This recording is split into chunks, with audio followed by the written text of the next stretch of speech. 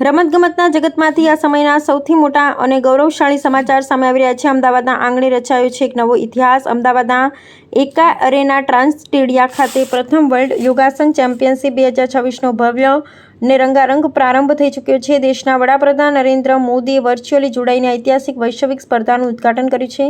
આ ખાસ પ્રસંગે મુખ્યમંત્રી ભૂપેન્દ્ર પટેલ, કેન્દ્રીય રમતગમત મંત્રી ડૉક્ટર મનસુખ માંડવિયા અને યોગ ગુરુ બાબા રામદેવ પણ ખાસ ઉપસ્થિત રહ્યા હતા। 5 દિવસનો રોમાંચ 4 થી 8 જૂન દરમિયાન આ રોમાંચક જંગ ચાલશે।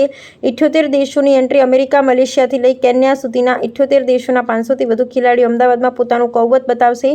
યજમાન ભારત તરફથી 122 સભ્યોની મજબૂત ટીમ મેદાનમાં ઉતરી છે, જેમાં સૌથી ખાસ વાત એ છે કે 10 વર્ષના સબ જુનિયરથી લઈ 55 વર્ષના સિનિયર ખેલાડીઓ અલગ અલગ 6 વય જૂથમાં ભારતનું પ્રતિનિધિત્વ કરી રહ્યા છે। સ્થાનિક રમતપ્રેમીઓમાં ભારે ઉત્સાહ અને આખો દેશ આશા રાખી રહ્યો છે કે આ વર્લ્ડ કપની ટ્રોફી ભારત જ જીતશે। અહેવાલ હિતેશ ઠક્કર। वर्ल्ड योगा डे भी मनाया जाए।